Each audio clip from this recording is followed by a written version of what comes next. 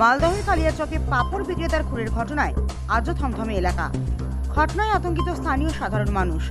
মহকুমা পুলিশ আধিকারিকের অফিসের কাছেই এভাবে গুলি ও খুনের ঘটনার নিরাপত্তা নিয়ে উঠছে প্রশ্ন। অবিলম্বে ঘটনার উপযুক্ত তদন্ত ও অপরাধীদের দৃষ্টান্তমূলক শাস্তির দাবি তুলেছে পরিবার।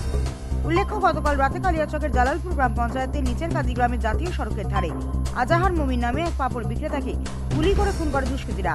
আজাহার মমিন জালালপুরের ফতেখানি কামাত এলাকার বাসিন্দা। গ্রামবাসীরা জানিয়েছেন, আজাহার মমিন ছিলেন নিতান্ত সাধারণ মানুষ। পরিবারের দাবি, কারোর সঙ্গে কোনো ঝগড়া বিবাদ ছিল না তার, কিন্তু কেন তাকে এইভাবে খুন হতে হলো তা নিয়ে রীতিমতো ক্ষুব্ধ এলাকার মানুষজন। পুলিশ প্রশাসন দ্রুত দোষীদের কঠোর শাস্তির ব্যবস্থা করুক আবেদন জানিয়েছেন এজাহার পরিবারের সহ গ্রামবাসীরা। কি হয়েছিল, কোথায় গিয়েছিল? কালকে পাপড় বেচতে গেছিল 3:30টার সময়। রাত্রে সে 8:15-তে ওখানে চলে এসছে। 8:30টার সময় ওকে গুলি করে দিয়েছে। কি কারণে গুলিটা? কারোর সঙ্গে শত্রুতা ছিল? কোনো শত্রুতা ছিল না। পাপড়ের ব্যবসা করে, জানেন তো পাপড়ে কত টাকা ইনকাম হবে। খুব যারা 500 টাকা, না হয় 1000 টাকা প্রতিদিন 500 টাকা প্রতিদিন যেত? হ্যাঁ, প্রতিদিনই যেত, সংসার চলতো। কারোর সঙ্গে কোনো কিছু নেই, কোনো শত্রু ছিল না। কি মনে হচ্ছে কি কারণে এইভাবে গুলি করলো? বুঝতেই পারছি না কিসের জন্য এগুলো করলো।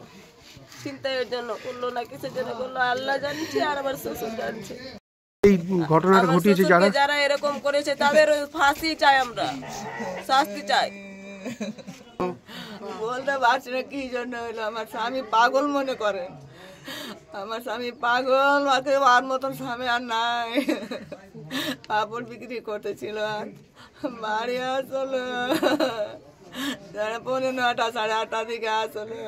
এভাবে গলি করে আছে 9:30 দিকে আমরা খবর পাইনি কি এরকম অবস্থা হয়েছে। আমার স্বামীকে 3টা গুলি করেছে মাথা দিয়ে।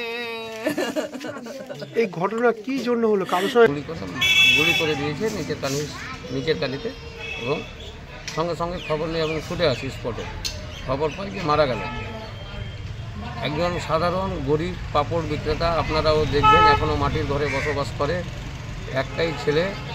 কোনো রকম কারোর সঙ্গে কোনো শত্রুতা বা পারিবারিক কোনো লেনদেন বা বড় লেনদেন কোনো কিছুই ছিল না। এখন পর্যন্ত আমরা এটাই সন্দিহান অবস্থায় রয়েছি, কী কারণে এই ঘটনাটা ঘটল।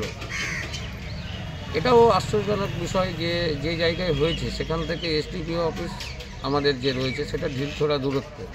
কালকে রাত্রে আমিও ছিলাম, এসডিপিও স্যারও ছিল, পুলিশ অফিসার ও অন্যান্য অফিসার ছিল। অনেকগুলো সিসিটিভি ফুটেজ খতিয়ে দেখেছে। এখন প্রশাসনিকভাবে তদন্ত চালাচ্ছে, দেখা যাক কি উঠে আসে। তবে আমরা এটার যে ভিতরের যে ঘটনাটা সেটা পুলিশ প্রশাসনের কাছে কাতর আবেদন যে তারা যেন সত্যটাকে তুলে ধরেন। আপনার নাম? মোহাম্মদ